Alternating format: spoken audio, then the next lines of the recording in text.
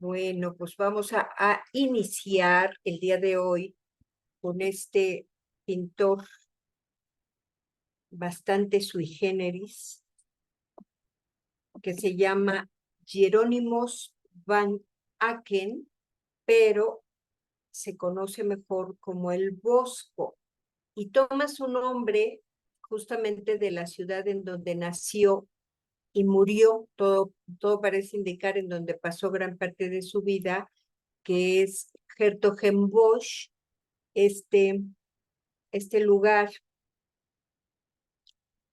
que está situada al norte del Ducado de Brabante. Es una de sus ciudades importantes y justamente en la época del Bosco era muy próspera. Es, es un lugar que colinda con provincias belgas de Amberes y Limburgo y era parte de los Países Bajos. Y desde 1462, en que su padre compró la casa en este lugar, aquí vemos en la imagen de la izquierda una ilustración de la época. Allí en esa plaza se ponía el mercado, creo que hasta la fecha se sigue poniendo. Bueno, pues ahí una de las últimas casas está de por acá. Esta casita que está por acá atrás corresponde justamente aquí a donde vivió el Bosco. Y vivió en esta misma plaza hasta su muerte en 1516. El Bosco era una persona sumamente religiosa. En 1486 es admitido en la cofradía de élite muy importante que estaba dedicada a la Virgen María y que contaba con miembros en diversas ciudades de los Países Bajos. Y desde su adscripción se mencionan pequeñas misiones, pequeños actos en los que participaba de forma activa, algunos indicativos de la buena consideración en que se le tenía. Así que en este contexto, su obra será siempre de corte religioso, temática religiosa, alegorías con mensajes moralistas, personajes bíblicos que va a representar, por ejemplo, a Jesús o a santos anacoretas. Siempre va a utilizar la técnica del óleo con capas muy finas que hacía sobre una grisalla con una pincelada mucho más libre de lo que hemos visto hasta este momento, pero siempre dando atención a los detalles. Y va a incorporar dos elementos importantes en sus composiciones. Por un lado, el paisaje, va a tener un gran interés por el paisaje, va a crear composiciones con un horizonte alto, con lo cual vamos a ver grandes panorámicas. Pero también, y quizá por lo que es más conocido, es que introduce la fantasía con detalles cotidianos de metamorfosis en las figuras orgánicas que no se había visto hasta ahora. De hecho, por eso es que el Bosco está considerado como el antecedente más antiguo del surrealismo, esta vanguardia que se dio a principios del siglo XX. Y para todo este tipo de representaciones, el Bosco va a acudir a fuentes como, por ejemplo, la Biblia Pauperum, que significa, o sea, es la Biblia de los pobres. Este tipo, aquí vemos un ejemplar, unas hojas que pertenecen a esa Biblia, y vean cómo hay algunas figuras bastante extrañas. En esta imagen de la izquierda, sobre todo encontramos ahí a una especie de dragón con varias caras, o sea, cosas muy surrealistas que claramente pues le echó a volar la imaginación de este artista. Pero también acudía a libros como este que se escribió en 1494, de la nave de los necios, lo escribió Sebastián Brandt.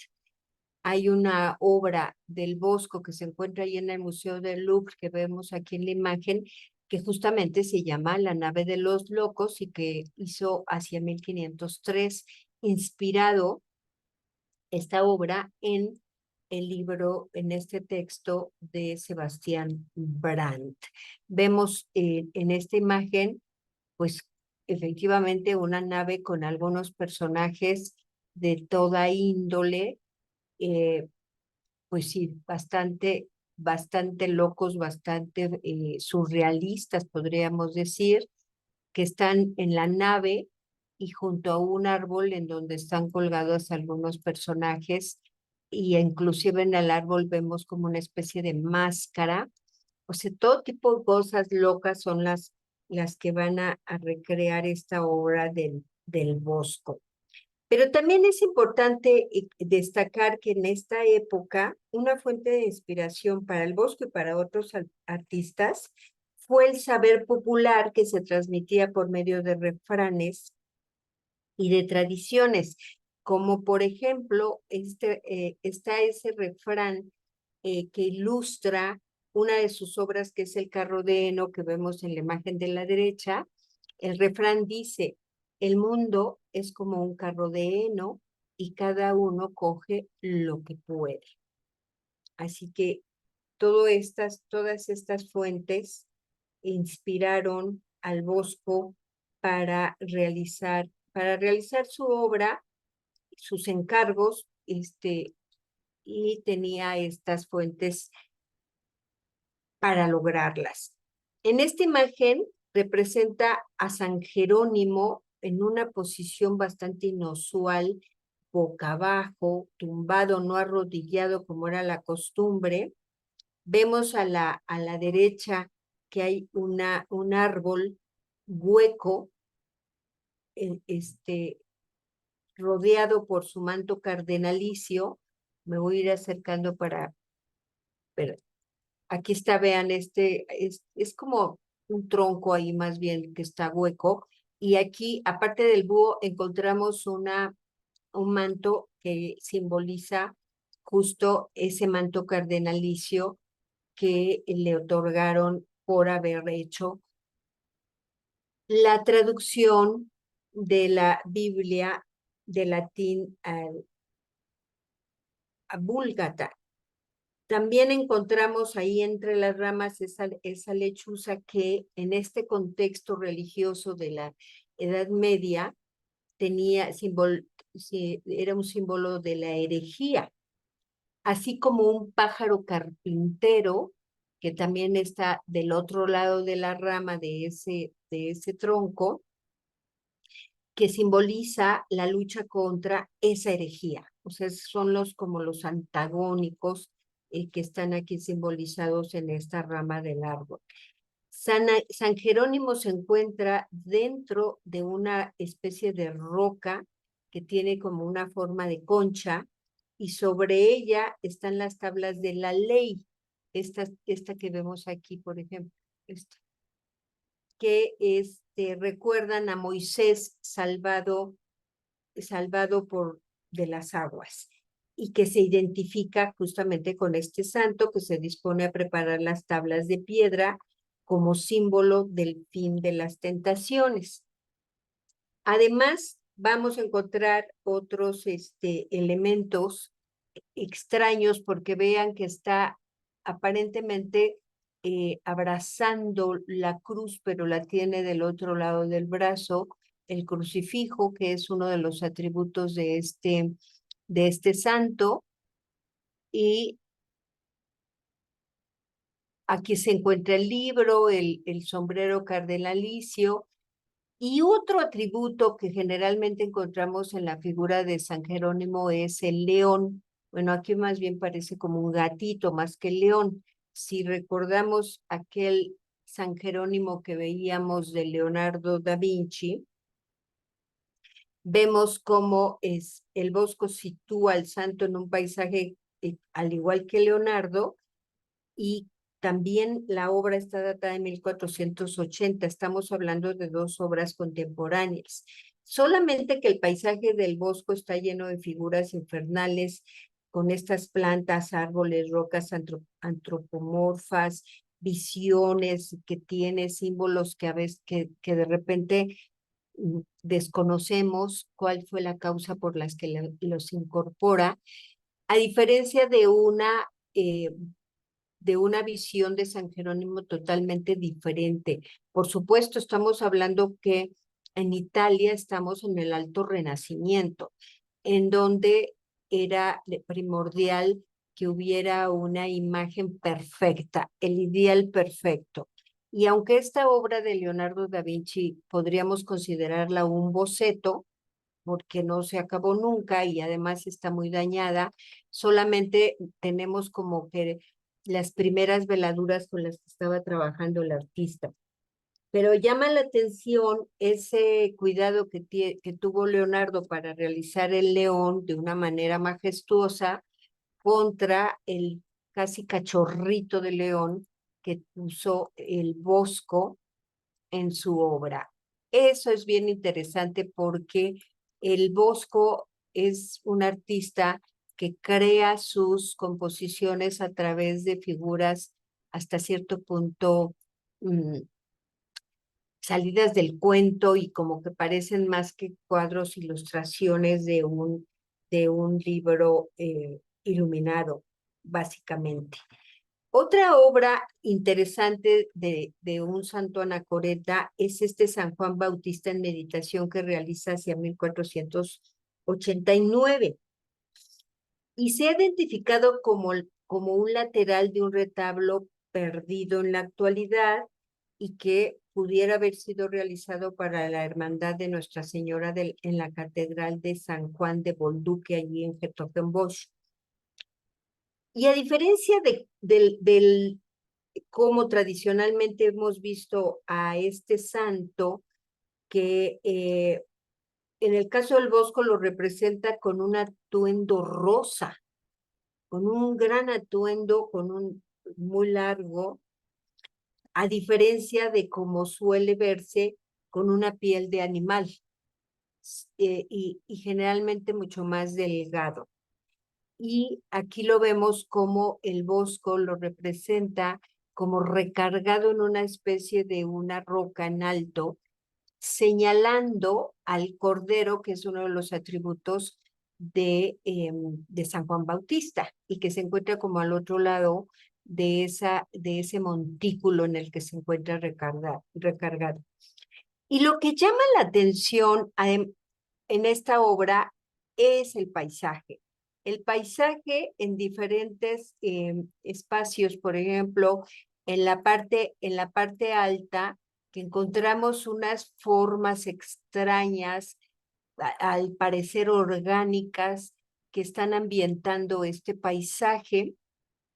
El Bosco utiliza mucho formas esféricas, vean aquí como algunas parecieran insectos, pero que no podemos reconocer del todo, sí, aquí como un cuervo, pero encima como también de a lo mejor pudiera ser una fruta, en fin, son formas totalmente novedosas, totalmente inventadas por el Bosco.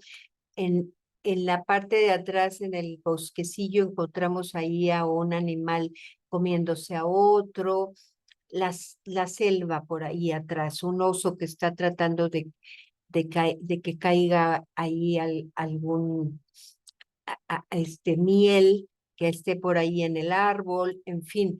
Pero hay junto a San Juan el Bautista esta, esta, este, esta forma orgánica que vemos aquí,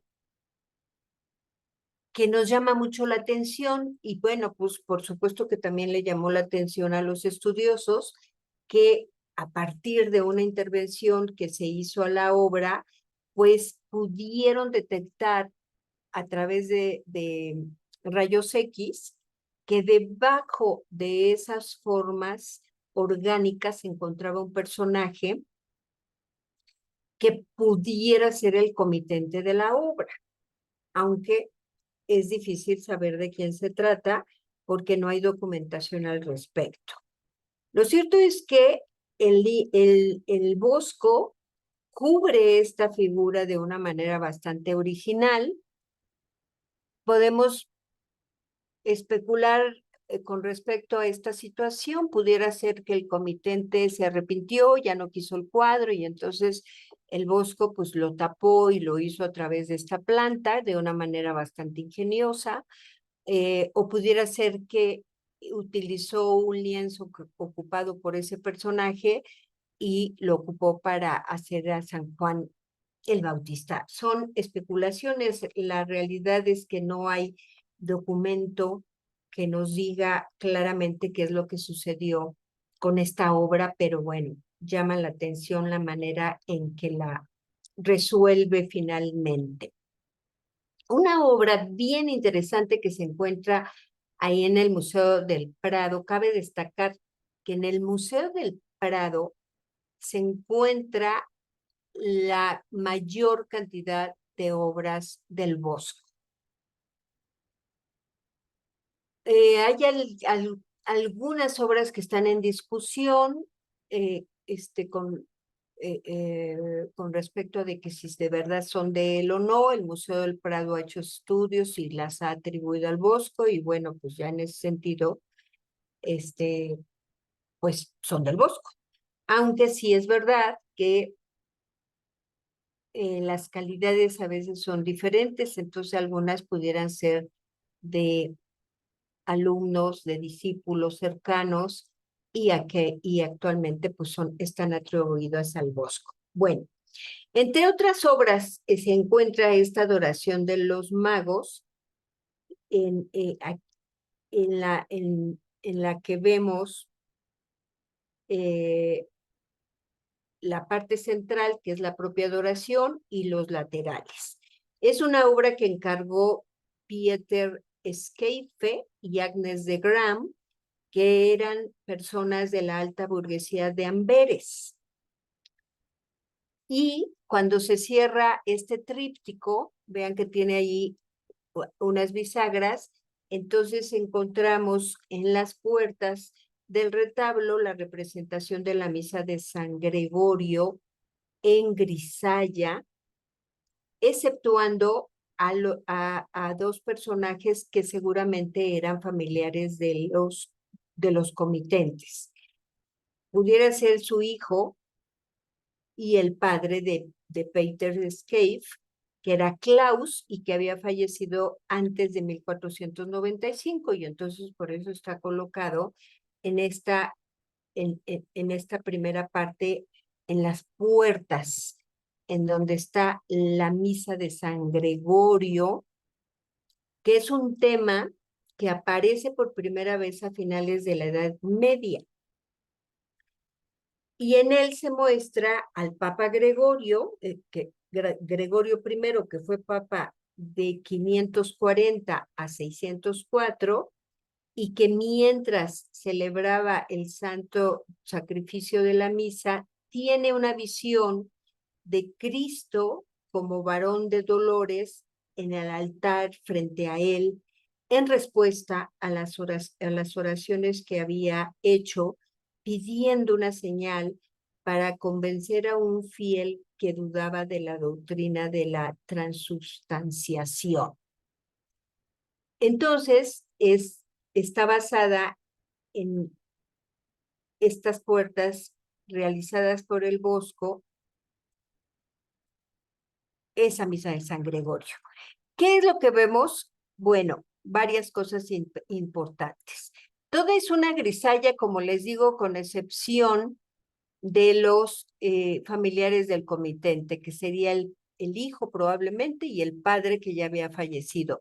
Todo lo demás está realizado a manera como si fuera una escultura, un grupo escultórico representando la misa, y encontramos en la parte de arriba justamente a Cristo como varón de dolor de dolores, que es el que vemos en la parte central. Encontramos alrededor de él a una serie de ángeles bellísimos. Me voy a acercar porque aquí es interesante ver estos angelitos, que vean que los realiza en tonalidades más claras, haciendo como esa idea de que estamos ante un bajorrelieve, y juega con esas tonalidades para darle como diferente profundidad a cada relieve. A los lados de este Cristo se encuentra justamente escenas de la pasión, y las dispone el bosco, perdón, como si formaran parte de un retablo a ambos lados de Cristo, con distintos escenarios que se distribuyen en varios cuerpos, empezando la lectura de abajo hacia arriba y de izquierda a derecha. Así tenemos que aquí a la izquierda encontramos a Jesús en el huerto haciendo la oración mientras algunos de sus discípulos están dormitando. Y enseguida nos tenemos que ir al otro lado porque se encuentra ahí la pasión, el prendimiento de Jesús, el momento en que Judas le da el beso para que sea identificado y que puedan aprenderlo. Enseguida nos vamos del otro lado, en donde está Jesús siendo presentado ante Pilatos. Y aquí es interesante ver a Pilatos en una especie como de palio, y en la parte de atrás encontramos a su mujer asomándose tras el palio. En el otro lado de la escena está el Cristo de la columna, o también la flagelación, en esta parte de aquí. Y luego nos vamos subiendo y nos vamos hacia el otro lado, en donde continúa esa flagelación en el momento que visten a Jesús con ese manto blanco y la corona de espinas. Después viene ya el momento en que Pilato se lava las manos y dice: yo no veo mancha en este hombre, no lo veo culpable, pero pues si ustedes quieren que se crucifique, me lavo las manos. Y eso no aparece, pero ya viene la parte del inicio del camino del Calvario, para terminar arriba con la crucifixión. Y aquí es interesante ver cómo, por un lado, Cristo crucificado, abajo la gente, la Virgen, San Juan Evangelista, las mujeres lamentándose por la muerte de Jesús. A nuestra izquierda vemos a uno de vemos cómo se está preparando la cruz para uno de los ladrones que van a ser crucificados con Jesús y que vienen aquí en la parte de abajo. Pero del otro lado encontramos con que ya murió bueno, no ha muerto, está por llegar la cruz del otro ladrón. Y una escena bien interesante que no habíamos visto en otras pinturas es el suicidio de Judas, que se cuelga de un árbol y que inmediatamente llegan unos demonios y se llevan su alma, y ahí alrededor de unas aves negras que serían como otros demonios ahí revoloteando alrededor de estas almas pecadoras. Y del otro lado, que sería como la parte espiritual, la parte del paraíso, se encuentra un angelito muy difuminado sufriendo también la muerte de Jesús. Es una obra con mucho detalle, esta puerta increíble en la que encontramos aquí. Y en la parte de dentro, en la parte central del tríptico, está representada la adoración de los magos. Y también es una muy interesante obra, en el sentido de cómo representa el bosco las ofrendas que llevan los reyes y que están en sus trajes incluidas escenas del Antiguo Testamento que prefiguran justamente la Epifanía, es decir, la adoración de los magos, y tomadas también de la Biblia de los pobres.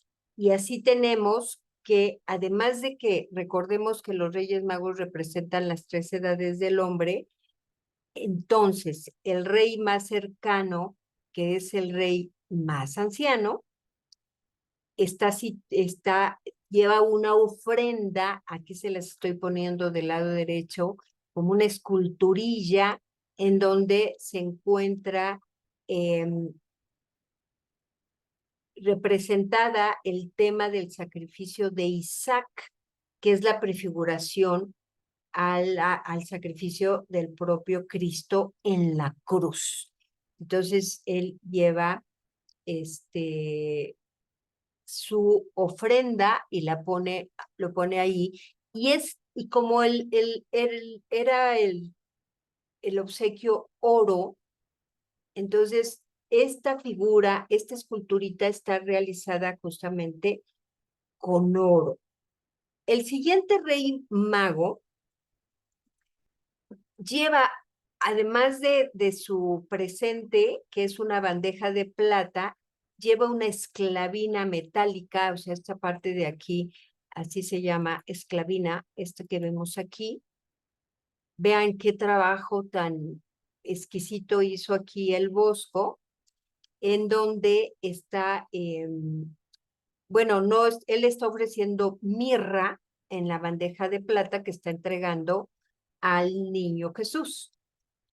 Y en la esclavina está incluido uno de los temas de la Biblia de los pobres, que está asociada con la adoración de los magos, que es esta parte de arriba en donde está la reina Saba ofreciendo sus presentes a Salomón, que viene siendo una prefiguración de la adoración de los reyes. Y en la parte de abajo, en esta parte de aquí, se incorpora una ofrenda que hace Manoa a su mujer después de que Dios les comunique el nacimiento de su hijo. Y esta historia está tomada del libro de Jueces, y que también la toman como en la Biblia de los pobres como una prefiguración justamente del nacimiento de Jesús, como una anunciación del Antiguo Testamento. Enseguida está el rey joven, que además ya está representado como el rey negro, en donde viene con la tercera ofrenda, que trae como un recipiente de forma esférica que contiene incienso, que es el tercer regalo. Y en él también vemos cómo hay una representación, como en un bajo relieve alrededor de la figura esférica, en donde se está representando a un personaje, Abner, que está arrodillado ante el rey David y le está ofreciendo que las tribus del norte de Israel se sumen a las del reino de Judá. Esta historia está en el libro de Samuel del Antiguo Testamento. Y la otra escena de la reina de Saba, que prefigura la adoración de los magos, en esta, bueno, es como que sigue esa misma tónica de prefiguración. Pero además, en la parte de arriba encontramos que se encuentra posada el ave fénix. Y el ave fénix es un símbolo de la resurrección de Cristo, que esté cogiendo un grano con su pico, con el que luego él va a darle a sus crías. Además de todos estos simbolismos sumamente elaborados, vean la manera en que representa al rey de una manera majestuosa. La vestimenta, el atuendo es verdaderamente fantástico. Cómo crea aquí digo, fantástico en el sentido de que es pura fantasía, o sea, no es un atuendo que sea la moda ni nada de eso, sino que se lo está inventando el Bosco, pero que al mismo tiempo lo crea de una manera magnífica. Una imagen bastante peculiar, digamos que sería una novedad en esta iconografía de la adoración de los reyes, es que el Bosco incorpora a una figura que es el anticristo. El anticristo, que es esta figura que se encuentra aquí, situado en la puerta del pesebre, un hombre que apenas cubre su cuerpo con una capa y un velo transparente. Aquí nos acercamos para vean.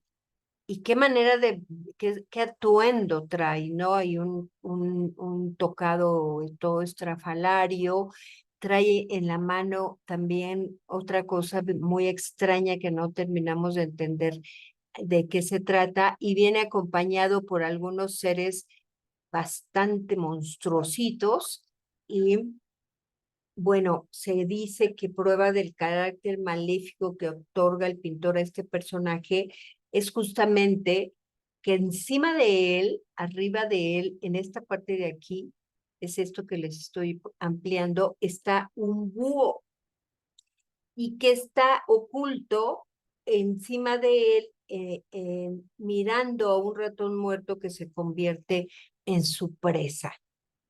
Toda esta escena es bastante peculiar en la obra de El Bosco. Además de lo que vemos en la imagen central, encontramos en los paneles laterales también las figuras de los comitentes, que es Peter Scaife, que está protegido por San Pedro y con la divisa del comitente del lado izquierdo, y en el lado derecho la segunda esposa, Agnes de Graham, que está siendo presentada por su santa, que es Santa Inés, cuyo atributo es el corderito que vemos aquí en la parte de arriba. Pero además de estos personajes, vemos cómo el Bosco, al utilizar este punto de vista alto, nos ofrece una panorámica bastante extensa en donde encontramos cantidad de personajes. Por lo pronto, algo que llama mucho la atención y que también es una novedad y hasta cierto punto un dato anecdotario del Bosco, es a este personaje que, según algunos estudiosos, podría tratarse del propio José lavando los pañales de Jesús, y los está tratando de secar aquí frente a una fogata. Aquí sigue una puerta, vemos que hay algunas esculturillas, una rana de cabeza, o sea, cosas súper increíbles en la parte donde se encuentra el comitente con San Pedro, que lo reconocemos por las llaves, es donde está la figura de José.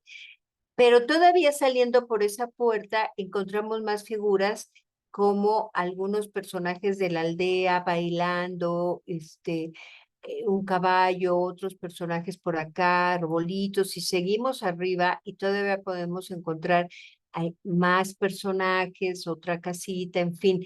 Y lo mismo sucede del otro lado, este, en donde está Santa Inés y la esposa Agnes, la esposa del comitente, y encontramos más personajes acá afuera, un camino, una mujer, unos animalillos, y sigue, y sigue, y sigue, y sigue el paisaje. O sea, es de una imaginación verdaderamente asombrosa la de este gran artista que fue el Bosco. Entre las versiones que el Bosco realizó sobre el tema de las tentaciones de San Antonio, que hizo varias, está esta que es totalmente original y única.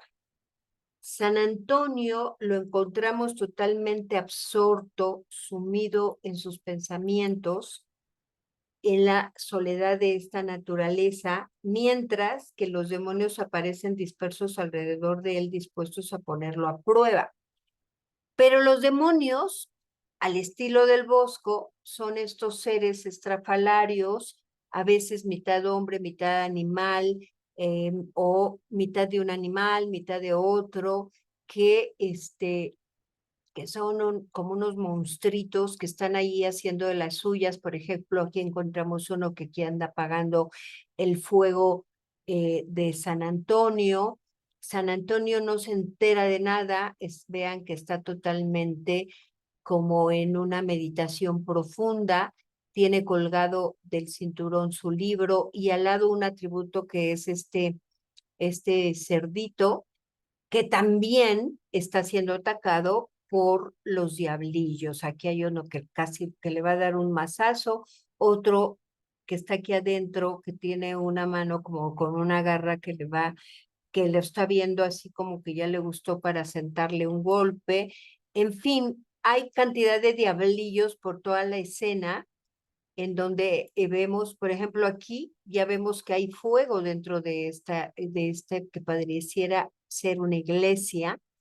Es una imagen verdaderamente asombrosa y muy anticipada a su tiempo por parte del Bosco. Esta imagen fue restaurada recientemente en el Museo del Prado. La verdad es que vale la pena profundizar un poco en ese sentido, así que vamos a ver este corto video que nos cuente un poco más acerca de la restauración que se hizo. Lo vamos a compartir.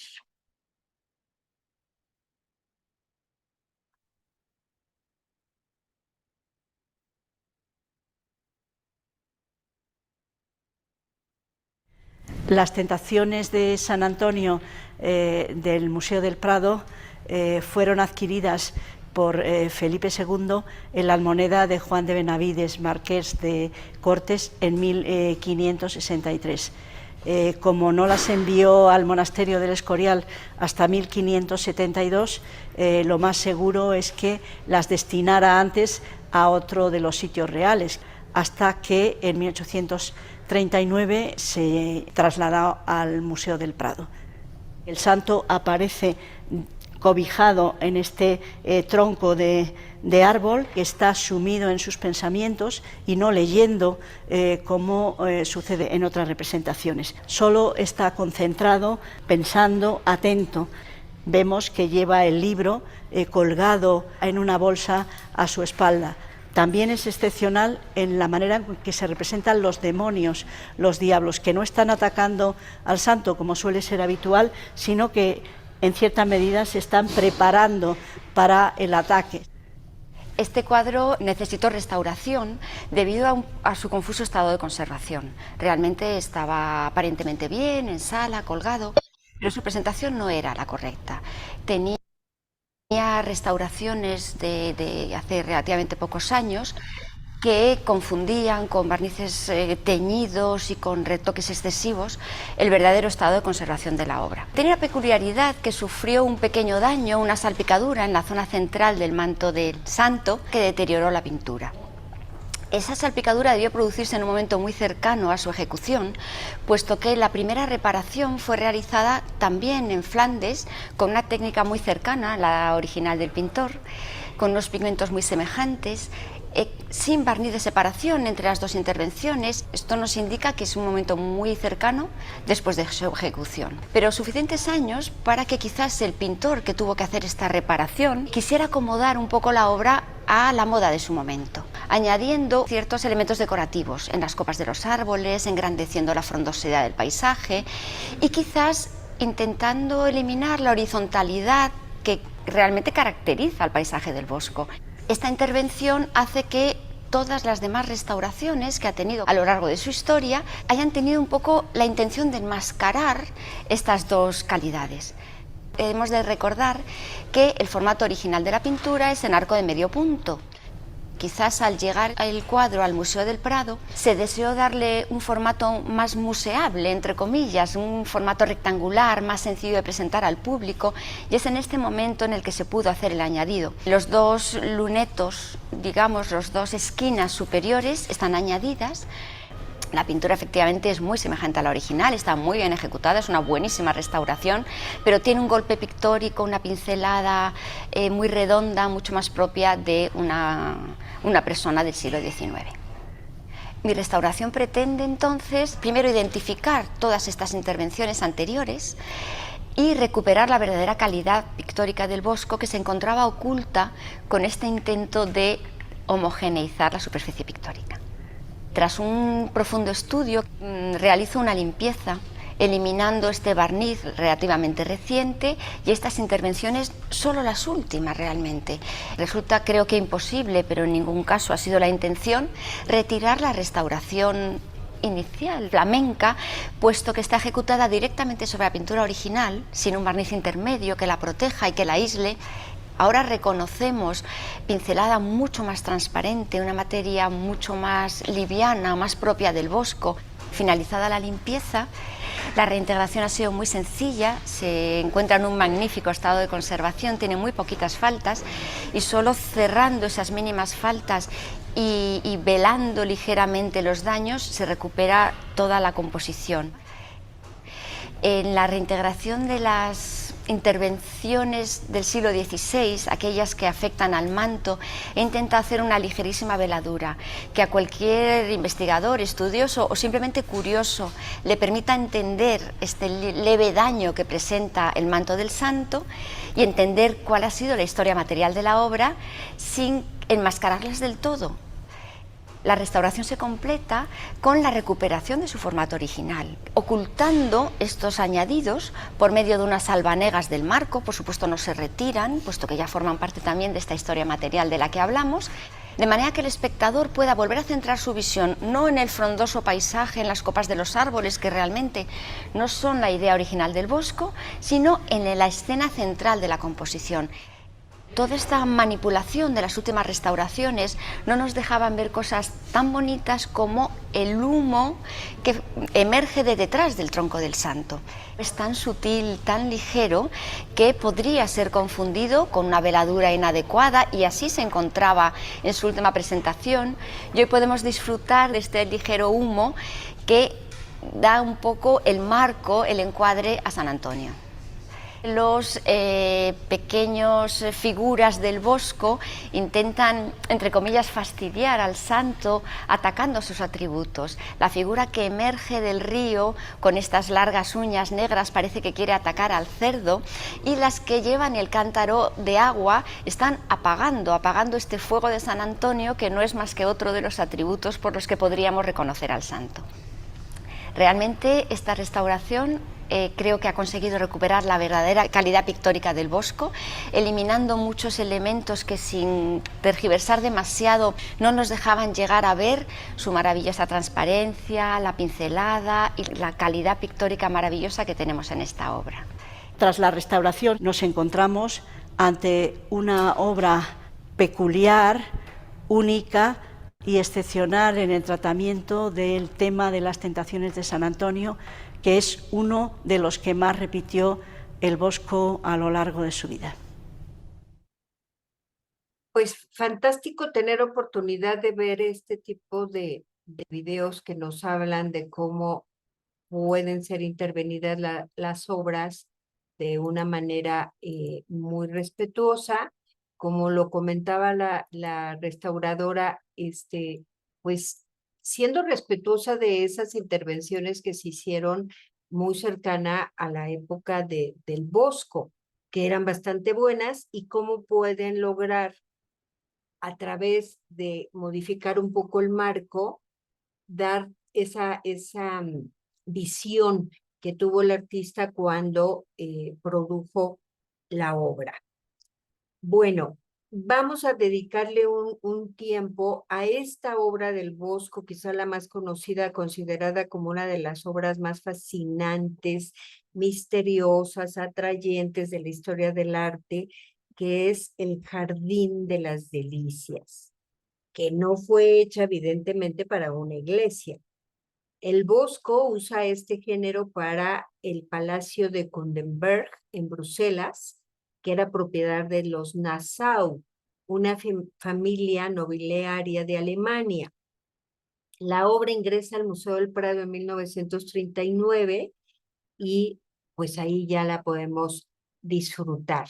Tiene una altura de 2,20 y, por ejemplo, en la parte central mide 1,95, es casi un cuadrado, y los laterales son de 97 centímetros de ancho. Todo por 2,20, por supuesto, en donde el Bosco coloca estos 3 paneles en donde vemos este estilo del Bosco, en donde recuerda a los cientos de predicadores que recorrían las ciudades europeas medievales, buscando captar la atención de los transeúntes con pequeñas parábolas, muchas de ellas indescifrables, inimaginables, si no fuera porque el Bosco las describió. Y para lograrlo, lo hizo a través de simbolismos arcanos propios que eran de la cultura popular de los Países Bajos. Hemos hablado como las referencias eruditos a manuscritos iluminados medievales, a bestiarios medievales también, quimeras fascinantes, delirios eróticos de un gran sueño de fiesta o tal vez un día febril.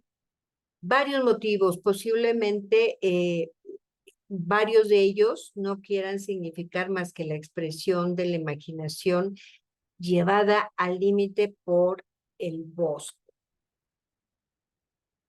Y al igual que otros retablos, el cuadro cerrado tiene una imagen. Es una imagen que alude al tercer día de la creación del mundo. En la parte superior puede leerse una frase extraída del Salmo 33 que dice: Él lo dijo y todo fue hecho. Él lo mandó y todo fue creado.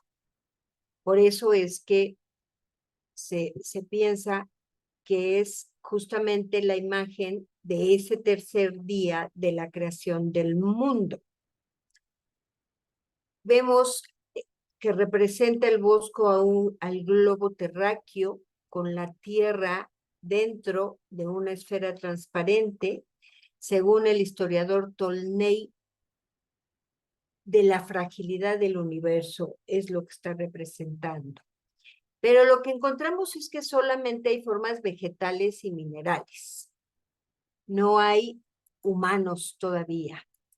Vean, es todo en grises. No hay ni animales, no hay personas, solamente vegetales, minerales, y todo realizado en blanco y negro, en grises más bien, en grisalla, en una grisalla, lo que corresponde a un mundo sin sol, a un mundo sin luna todavía, aunque también es una forma de conseguir ese dramático contraste con el colorido tremendo que vamos a encontrar en la parte interior. Es decir, entre un mundo antes del hombre y otro poblado por la infinidad de seres, según comenta el historiador Belting. Hay algunos otros que interpretan que pudiera representar la Tierra tras el diluvio universal, pero si nos atenemos a la inscripción, queda más claro que se trata del tercer día de la creación. Y una vez que se abren las puertas, nos encontramos con este jardín poblado de seres de todo tipo. Es una composición que, como muchas y la mayoría del Bosco, tiene un punto de vista alto que pareciera continuar en las 2 primeras tablas. Vemos en esta parte de acá, vamos ahorita a verlo con más detenimiento cada tabla, y pareciera que continuara. Pareciera que el paraíso son las dos primeras tablas, pero es engañoso lo que ven nuestros ojos. Vamos a empezar por la tabla de la izquierda, que se representa el paraíso terrenal.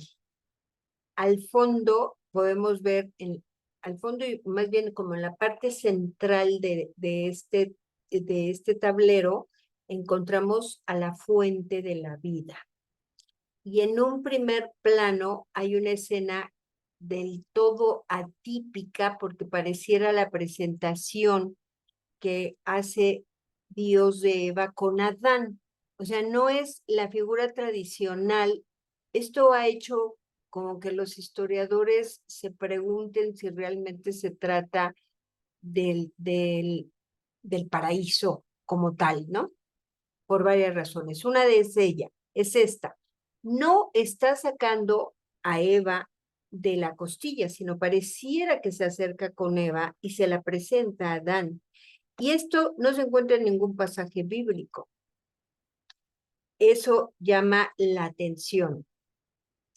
Luego, tampoco es que estemos en un paraíso como tal, porque aunque aparentemente y a primera vista parece como que el típico Edén asociado a esa idea de paz, de sosiego, con poquito que observamos, ese idílico escenario ya se rompe, porque en la parte de arriba, por ejemplo, vemos algunos signos de hostigamiento, animales que se están enfrentando unos a otros. Aquí encontramos a un león que ha derribado a un ciervo y se dispone a comérselo.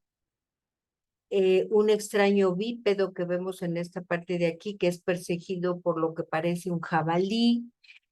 En fin, aquí otra vez el oso que está tratando de bajar una colmena y tomarse la miel, que lo hemos visto ya en otros cuadros del Bosco. En fin, que de Edén y de paraíso y de paz y de tranquilidad parece que no hay mucho, porque luego si nos vamos a la parte baja, en donde encontramos este estanque, pues las disputas entre los animales siguen y siguen. Un leopardo lleva en la boca un ratón, por ejemplo, aquí en esta parte de aquí. Vemos también a un ave que está atacando a a lo que parece una rana, ¿no? Animalillos aquí en esta parte de la izquierda, un poco abajo del leopardo. O sea, son señales que son ajenas a esa paz paradisíaca que suelen interpretarse como aviso de pecado, sino más bien es una escena extraña como de un falso paraíso. Y finalmente, y lo que quizá concluyamos en esta parte es esa fuente de la vida que parece una estructura entre mineral, orgánica, en la que tiene un orificio por el que se asoma una lechuza, que es un explícito símbolo de la malicia en este contexto de la época.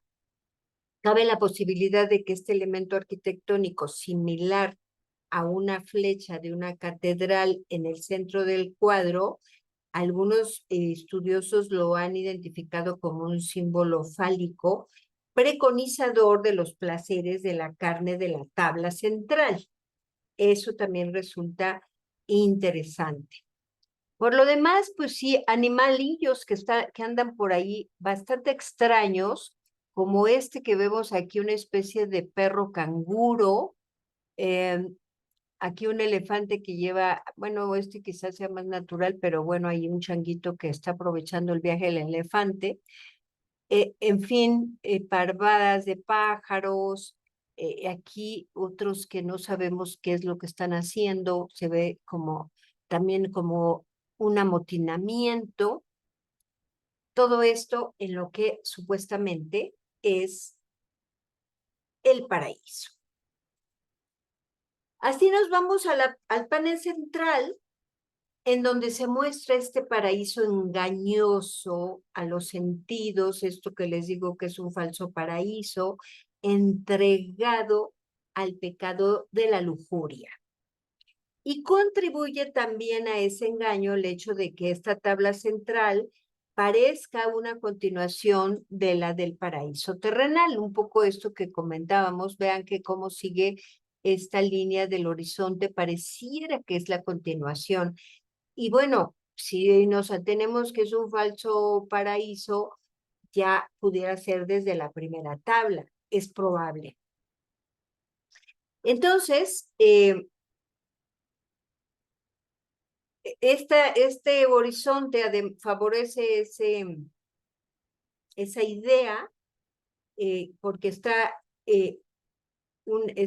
muy desarrollada en estas dos paneles y además como que también va a continuar en el infierno, pero eso lo vamos a ver a continuación. Vamos a ver a detalle lo que está sucediendo en este panel central, que en el Bosco ha representado en la parte de medio un gran estanque lleno de mujeres desnudas y a su alrededor, en sentido contrario a las agujas del reloj, gira un grupo de hombres sobre distintas cabalgaduras, algunas de ellas bastante exóticas o fantásticas que se han asociado con los distintos pecados capitales. Vean, figuras, aquí ya nuevamente volvemos a encontrar esas formas extrañas en donde vemos, bueno, de entrada por aquí, pues este búho o lechuza, ¿no? Los animales extraños, por ejemplo, está una especie de hoja, pero aquí un señor está metiendo ahí la mano, quién sabe qué es lo que va a encontrar. Animales bastante extraños que no podemos definir de qué tipo de animal estamos hablando. Parece como un universo paralelo, porque no reconocemos ni siquiera alguno de estos animales, algunos con unos cuernos, como si fueran estos animales, ¿cómo se llama? De la mitología, en fin, que es cantidad de figuras que están aquí alrededor de esta gran alberca en donde hay mujeres desnudas de todos los colores, negras, muy negras, blancas y rosas, digamos. Y algunas se salen y también aquí figuras o animalillos están adentro y ellas como en espera de algo que no sabemos qué cosa es. A continuación, en la parte inferior, el Bosco ha representado a una gran cantidad de figuras, más bien en la parte de arriba, aquí mero. En la parte de arriba, perdón, me voy a regresar, esta es la que está sobre la escena que vimos hace un momento, en donde el Bosco ha situado a cinco construcciones fantásticas sobre el agua. Y la que vemos en la parte central es similar a la que encontramos allá en la parte del paraíso, aunque aquí vean que está resquebrajada para simbolizar su fragilidad, así como el carácter efímero de las delicias de las que están gozando los hombres y mujeres que están poblando este jardín. Y también vamos a encontrar la lechuza que estaba representada en el interior de la fuente en la tabla del paraíso, aquí sustituida por estas figuras humanas en actitudes sexualmente explícitas, algunas de ellas, todas en esta parte de aquí. Otra cosa que vamos a encontrar en esta parte es que no solamente esta cantidad de personajes que vemos aquí son los únicos, sino que vienen llegando contingentes y, vean aquí, está entrando un contingente que viene por acá, por aquí vemos algunos, pero si nos vamos más atrás, cantidad de gente viene llegando, todos quieren llegar a este lugar.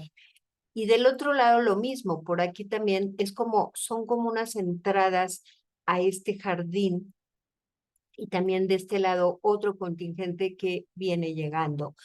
Algunas figuras aladas que después vamos a entender que todas estas figuras extrañas, aladas, estos personajes antropomorfos, en realidad lo que están representando es justamente el demonio que se va a vestir de diferentes formas para tentar a las personas. Y en la parte inferior es donde vemos que el Bosco ha representado a gran número de figuras humanas también desnudas, todas están desnudas, salvo una pareja que se encuentra aquí abajito, vean. En realidad no sabemos si están desnudos, pareciera que no está desnudo este personaje que viene acompañada de la otra mujer. Pareciera una pareja, pero realmente no se alcanza a distinguir si sí o no están desnudos. Algunos han identificado a la pareja como Adán y Eva tras la expulsión del paraíso, pero bueno, eso es ir demasiado lejos. Los demás son hombres y mujeres blancos, negros, que aparecen en general en grupos o en parejas, manteniendo relaciones con una fuerte carga erótica alusiva a este tema que domina la tabla, que es el pecado de la lujuria. Todos los animales reales o fantásticos muestran unas dimensiones muy superiores a las normales. Y es esto que les digo, ¿no? Que son, son figuras antropomorfas que finalmente luego nos daremos cuenta con otra obra que representan el diablo. Ahorita aparecieron de estos dos búhos, una lechuza y un búho en realidad, que evocan la maldad.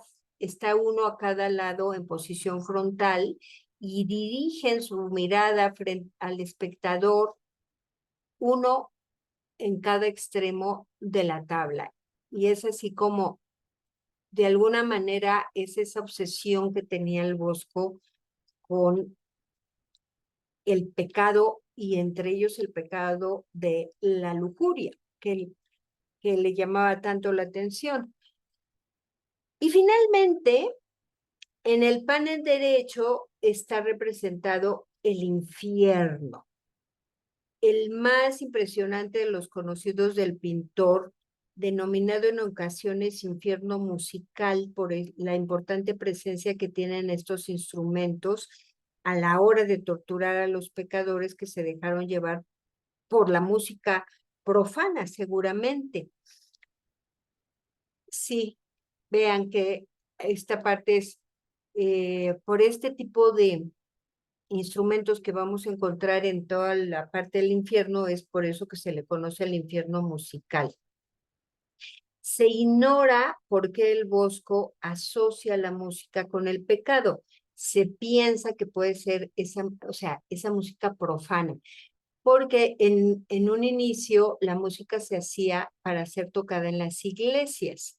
Es muy probable que a partir de que empieza a haber otro tipo de música, la relacionen también con el pecado en esta época. Recordemos que estamos recién pasando la Edad Media y que todavía quedan ese temor, ¿no? Por el pecado, etcétera, y sobre todo en personas muy religiosas. Y así como en el panel central dominaba la lujuria, en este panel del infierno, pues aquí sí se castigan todos los pecados capitales. Un buen ejemplo de ello es este demonio que vemos aquí con cabeza de pájaro, es tiene una cabeza también como una especie de búho que está sentado sobre una suerte de silla orinal, así como infantil, que devora hombres al tiempo que los expulsa, representando a los avaros. Entonces, el castigo para los avaros pudiera ser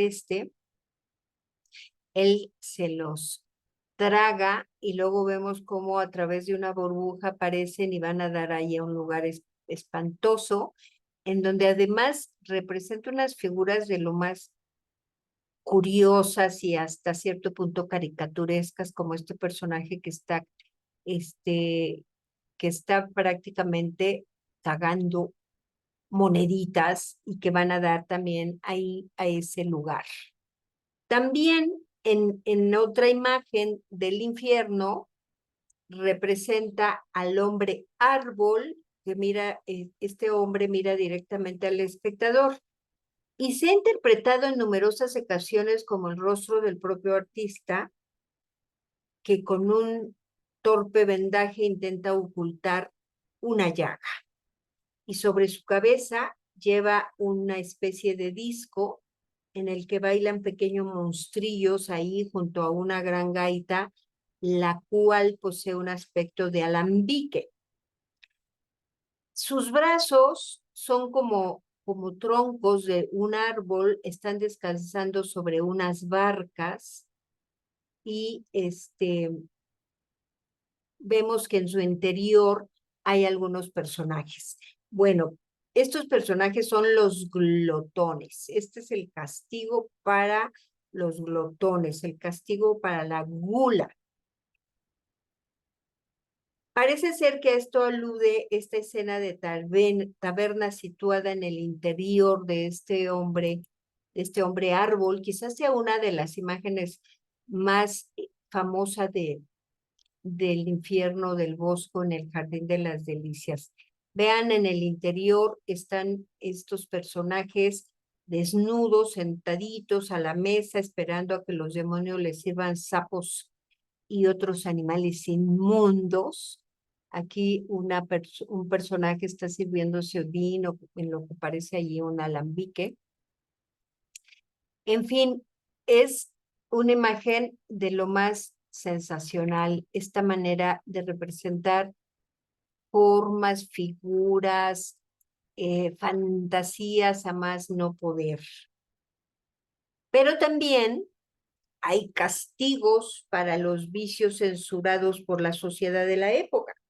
Por ejemplo, el juego o tal vez algunas clases sociales como el clero que estaba tan desprestigiado entonces, y según lo podemos constatar con este cerdo que tiene una toca de monja, que está abrazando a un hombre desnudo en el ángulo inferior derecho de la tabla, y que alude al pecado clerical, ¿no? Dentro del clero. Y con esta figura también loquísima de un personaje entre animal, humano, con una armadura extraña y otro personaje acá atrás. En fin, todos los personajes son realmente novedosos para la época. Por supuesto que debemos de tener claro que este cuadro solamente fue visto por muy pocas personas durante mucho tiempo. Va a ser hasta que se exponga realmente en el museo cuando se va a dar a conocer y empiece a estudiarse la figura del Bosco. Pero, claro, muchos investigadores del museo, porque ahí se encuentra y ahí tienen documentadas varias de sus obras. Pero vean otra parte, ahí a un lado de lo que es el hombre árbol, estas par de orejas en donde en medio hay una gran cuchilla, pues así como que también se ve un castigo terrible, ¿no? Y si vemos la parte de arriba, estas imágenes extraordinarias de cómo imagina el Bosco llegar al infierno. Son como que varias entradas, al igual que vimos esas varias entradas en ese paraíso, en ese falso paraíso terrenal, aquí igual vemos varias entradas bastante truculentas. Vean, por ejemplo, en esta parte de aquí, pareciera como que aquí fuera la entrada a este espacio del infierno, en donde algunas partes están siendo sometidos los pobres humanos como a calderas con fuego ahí en el interior. Ven aquí en otras partes. O sea, es una imagen, ay, muy terrible. Aquí cantidad de humanos también que van entrando al infierno. Una cosa que extraña que está en la parte central, que parece como un molino, no es un molino, sino es una figura que está lanzando como algunos rayos hacia los lados, algunas partes que están como construyéndose. Eso es algo que también hacía mucho el Bosco en sus infiernos. No estaban totalmente terminados, sino que había partes que las seguían construyendo. Hemos visto varios infiernos en estas últimas clases, pero si recordamos a otros dos, el de Jan van Eyck de 1430, en donde comentamos, es escalofriante en algunas de sus escenas, igual en esas figuras espantosas que recrea el Jan van Eyck.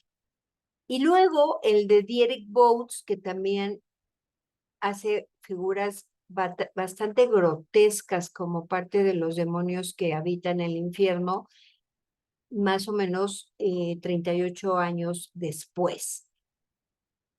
Bueno, pues la del Bosco es caricatura al lado de la de Boats y la de Jan van Eyck. Es un infierno que sí es bastante terrible, pero caricaturesco finalmente por esa manera en que el Bosco construye sus demonios, y por eso causa tanta sensación esta imagen del Jardín de las Delicias. Primero porque es una imagen difícil de leer. Al final, bueno, deja ver que este artista realmente tenía obsesión por el pecado, y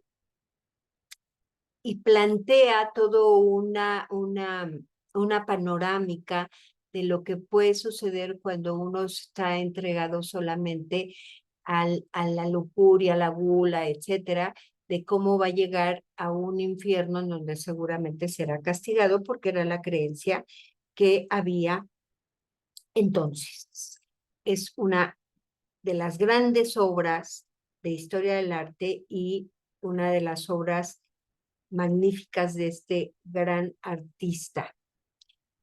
Otras obras hay ahí en el Museo del Prado, como esta de la Mesa de los Pecados Capitales, que es una tabla que ha sido motivo de estudios para determinar la autoría del Bosco. Esto es lo que les digo, que hoy algunos trabajos que parecieran de menor calidad. Algunos estudiosos piensan que pudiera ser de un seguidor, aunque como les comenté hace un momento, el Museo del Prado afirma que es del Bosco. Así que no se sabe a ciencia cierta bien la fecha de realización. Esta que tiene el museo es más o menos aproximada. Y es una tabla en la que encontramos 5 círculos. En la parte del medio hay un círculo mayor, ahorita lo veremos con más detalle. Ese círculo mayor tiene 2 inscripciones, una en la parte de arriba y otra en la parte de abajo. Esas inscripciones dicen en la de parte de arriba: porque son un pueblo que no tiene ninguna comprensión ni visión. Si fueran inteligentes, entenderían esto y se prepararían para su fin. Y en la parte de abajo dice: yo esconderé mi rostro de ellos y veré cuál será su fin. Y estas dos inscripciones de alguna manera se relacionan con las figuras que están en estos cuatro tondos alrededor de la gran mesa circular. Y es que el de la izquierda, que está representando justamente a un moribundo en su lecho de muerte. ¿Y qué es lo que vemos? Aparte del confesor que le está dando la santa extremaunción, pero aparece por un lado la muerte que está acechando en la parte de atrás con su guadaña, pero en la parte de arriba, en la cabecera, hay un angelito y hay un diablito. Es así como a ver cómo el alma de este personaje que está a punto de morir, hacia dónde se va a ir. Hacia el cielo, no lo sabemos, pero en la imagen del otro lado está un juicio final. Cristo con estos ángeles trompeteros anunciando el juicio final, unos santos a los lados acompañándolo, y esas almas, cuyas almas van a ser sopesadas para ver hacia dónde se dirigen. Abajo está hacia el cielo, probablemente, ¿no? Porque vean aquí, recibidos por San Pedro en la puerta del paraíso, con donde hay ángeles cantores, y del otro lado, el infierno, en donde van a ser castigados por estos pequeños demonios que aparecen ahí en escena. Estas 4 tablas se relacionan con estas inscripciones que encontramos ahí. En el centro encontramos el círculo mayor, que es que vemos en la parte central a su vez esta especie como si fuera un ojo, un gran ojo, o al interior de un espejo cóncavo en donde representa a Cristo saliendo de la tumba como varón de dolores, esa es la iconografía, mostrando la llaga que tenía en el costado después de que fue crucificado. Y la inscripción que vemos en esa parte baja dice, cuidado, cuidado, Dios está mirando. Esa imagen es una llamada al fiel para que siga el camino que Jesús le indica y que medite sobre su muerte en la cruz para redimir los pecados de los hombres y que lo podemos encontrar en este gran ojo cuyos vemos que la pupila está pintada con finos rayos dorados. Es lo que está representando un ojo que todo lo ve. Y alrededor de ese ojo están 7 segmentos que se relacionan con los 7 pecados capitales. Todos ellos identificados con una inscripción en donde el bosco incorpora situaciones tomadas de la vida cotidiana, personas de diferente extracción social, para transmitir esta enseñanza moral, y todo esto observado por ese gran ojo en donde se encuentra Cristo, que todo lo ve. Con independencia de todo este mensaje moralista y religioso que está transmitiendo el pintor, este modo en el que representa alguna de estas escenas, por ejemplo, como la gula, ya lo sitúa en los inicios de la pintura de género que tanta importancia va a adquirir después.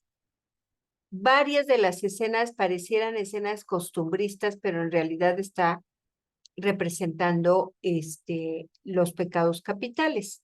Aquí en esta parte encontramos la envidia, la ira,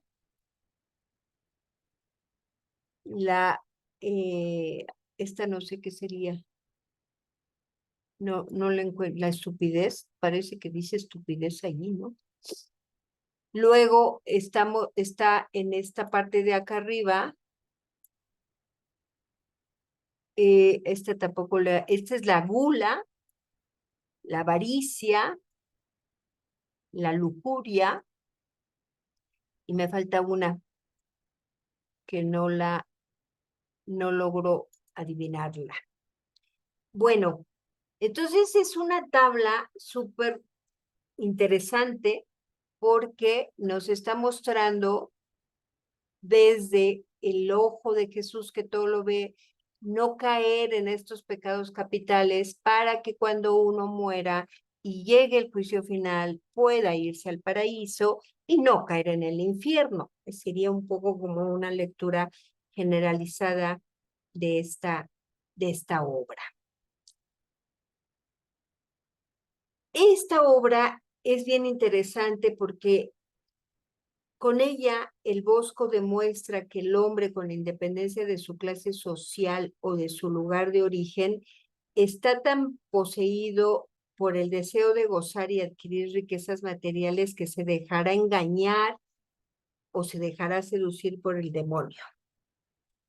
La lección que está proponiendo el Bosco en esta obra es que debemos alejarnos de los bienes terrenales y de los placeres de los sentidos para evitar la condenación eterna.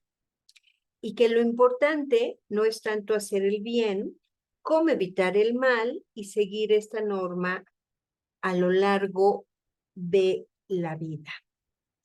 Y siguiendo el formato de los trípticos de la época, por supuesto que esta obra también tiene realizada una imagen en la puerta, que es esta que vemos aquí, con la que vamos a iniciar el análisis de la obra. Está representando el tema del camino, el camino de la vida, en donde nos muestra a un anciano pobremente vestido, inclinado por el peso del cesto que lleva sobre sus espaldas y defendiéndose con un bastón de un perro que le anda acechando por ahí. Parece que la obra está un poco en malas condiciones en lo que se refiere a la puerta, pero se puede ver claramente cómo el hombre está abatido, ha dejado atrás el ataque de bandidos, de la danza de unas parejas de pastores al son de la gaita que vemos aquí del lado derecho, y en el peregrinar de su viaje sin destino, cuya dirección ignora, ha ido sorteando cantidad de peligros en el camino, pero sabe que debe continuar pese a lo incierto que puede ser lo que le espera al cruzar este puentecito que vemos aquí. Vemos que ha encontrado ahí algunos esqueletos, aquí algunos ladrones, en fin. Escenas que nos dejan ver por todo lo que ha podido pasar este caminante. Y cuando una vez que se abre el tríptico, lo que encontramos es nuevamente dedicado al pecado. En el panel izquierdo se muestra el origen del pecado, desde la caída de los ángeles, que vemos aquí en la parte superior, hasta pasando por la creación de Adán y Eva, por el pecado que cometieron al desobedecer a Dios Padre y finalmente la expulsión del paraíso. Y es justamente la escena de la expulsión del paraíso que el Bosco coloca en un primer plano. O sea que la historia hay que verla de arriba hacia abajo. En el primer plano coloca a esta expulsión del paraíso, en donde vemos a Adán y Eva que están siendo alejados por el arcángel con su espada levantada que les está impidiendo franquear esa puerta antropomorfa también, que separa el paraíso, escenario de la creación de Eva, y de su tentación por la serpiente del mundo en que transcurrirá la vida del hombre tras su pecado. Una parte más arriba está justamente el pecado original, en donde vemos a Adán y Eva con esta víbora con cara de mujer, en donde está enroscado en el árbol de la sabiduría o del bien y del mal, y que les está entregando el fruto prohibido, que en este caso pareciera ser un fruto cítrico, y no una manzana. Y un poquito más arriba encontramos, perdón, encontramos al momento en que está siendo creada Eva a través de una costilla de Adán que está sumergido en un sueño.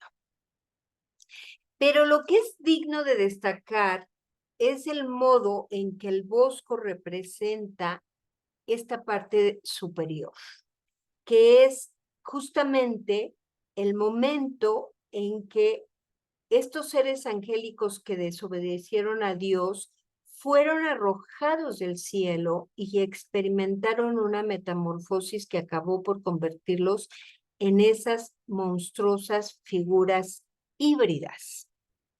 Y aquí es donde podemos hacernos esa reflexión de estas figuras que aparecen aquí, que se ha inventado el Bosco, y que son estos demonios que ya vimos que hay en gran cantidad en el Jardín de las Delicias, pues son realmente demonios.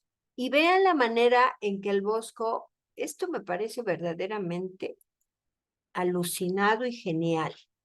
Dios Padre está expulsando a estos ángeles que desobedecieron un poco esa alusión de que lo que luego va a pasar es como una prefiguración de lo que luego pasará con Adán y Eva. Angelitos que estaban bonitos, todos aladitos, bien bonitos, aladitos, no saladitos, alados, y cómo van cayendo y se van convirtiendo en esas monstruosas criaturas que luego habitarán la tierra y tentarán al hombre para que cometa pecado. Y con estas figuras, bueno, es que el Bosco de verdad era maravilloso en ese sentido, de crear esta fantasía tremenda. En el panel central, el artista muestra la humanidad arrastrada por el pecado, porque va tras ese carro de heno con el que, por un lado, puede ser que esté ilustrando el versículo de Isaías 46, que dice: toda carne es seno y toda gloria como las flores del campo. Pero también puede estar aludiendo a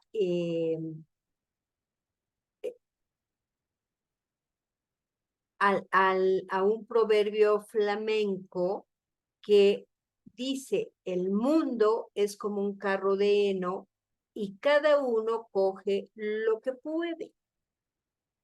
Vemos cómo bajo la atenta mirada de Cristo Redentor que encontramos en la parte superior, vean aquí a Cristo seguramente triste porque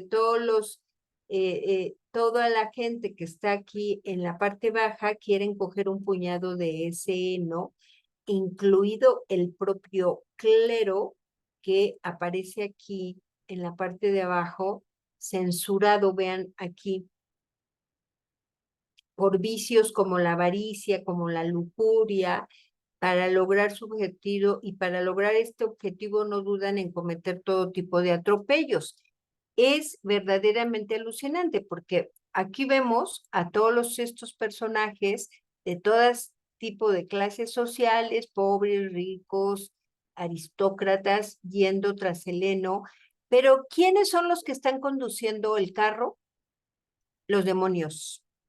O sea, el demonio son estos que están poniendo la tentación del carro de heno y todos se aproximan y quieren agarrar un poco y matan por ello. ¿Y qué hace la iglesia? Agarra heno, lo guarda y luego lo vende, ¿no? Entonces, lo que nos está mostrando es esa avaricia de la humanidad, incluyendo el propio clero, con lo cual vemos cómo desde esta época hay ya una deformación y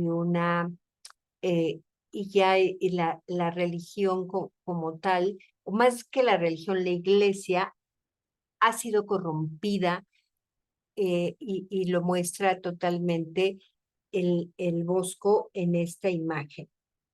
Por supuesto que en el otro panel, en el panel de la derecha, bueno, es interesante antes de irnos a ese panel, ver esta escena de la parte de arriba, porque vean, aquí es bien, bien curioso que este pobre angelito está desesperado mirando a Dios diciéndole, es que no puedo con esto, mientras el demonio está tocando la trompeta porque finalmente ha ganado. El carro triunfa y la lujuria en este caso es favorecida por la música con la que se entretiene esta parejita sentada sobre el heno, mientras sus dos sirvientes aquí retosando en los arbustos. Y por supuesto algunas de las simbologías del bosco, como el buito que está aquí, que como les digo, en esta época representaba la maldad, sobre todo dentro del contexto religioso. Finalmente, no puede faltar en el panel derecho el infierno, representado de una manera igualmente novedosa, a diferencia de otros infiernos en general, pero no en los del Bosco, porque como les digo, el Bosco presenta infiernos en donde se siguen construyendo. Los demonios se afanan, vean aquí, vemos que están trabajando, subiendo escaleras y siguen ahí, quieren concluir esta torre circular como si fueran albañiles, están transportando el material por esa escalera que está situada en la misma posición que la que se apoya sobre el carro de heno. Eso es interesante. O también vemos algunos que están preparando la argamasa para seguir levantando en altura sus muros y atentos a su labor están de espaldas los demonios que siguen trayendo a nuevos pecadores para sufrir su castigo. Y esto es interesante porque quiere decir que tienen que seguir construyendo y construyendo y construyendo torres más altas, porque seguirán llegando pecadores que van a ser castigados en estos infiernos. La tabla completa es esta que vemos aquí. Vean, los demonios que ya empiezan a atormentar, a torturar a estas almas que han llegado aquí, algunos diablillos y algunas almas también, pues están ayudando a seguir construyendo la torre. Y por acá vean aquí a un demonio que está pues llevando un alma al infierno, al fuego tremendo, ¿no? O sea, es una cosa increíble este trabajo realizado por este artista muy peculiar, muy diferente a todo lo que hemos visto hasta hoy y que se adelanta siglos a lo que luego se va a conocer como el surrealismo, porque realmente está siendo muy surrealista en toda su obra. El Bosco falleció en los primeros días de agosto de 1516. Es probable que haya muerto a consecuencia de una epidemia, aparentemente parece que fue el cólera, que fue declarada en la ciudad ese verano, por eso se cree que pudiera haber sido. Esta imagen que vemos aquí es un retrato que hace Cornelis Kortz, que era un grabador, lo realizó hacia 1572, con un epigrama latino que realizó Dominicos Lapsonius, y que la traducción sería: ¿qué ven, Jerónimos Bosch, tus ojos atónitos? ¿Por qué esa palidez en el rostro? ¿Acaso ¿Has visto aparecer ante ti los fantasmas de Lemuria o los espectros voladores de Erebo? Se diría que para ti se han abierto las puertas del avaro Plutón y las moradas del Tártaro, viendo cómo tu diestra mano ha podido pintar también todos los secretos del Averno. Bueno, pues con esta imagen tremenda, con este texto que retrata muy bien lo que fue este gran artista, terminamos nuestra clase y espero escuchar algunos comentarios.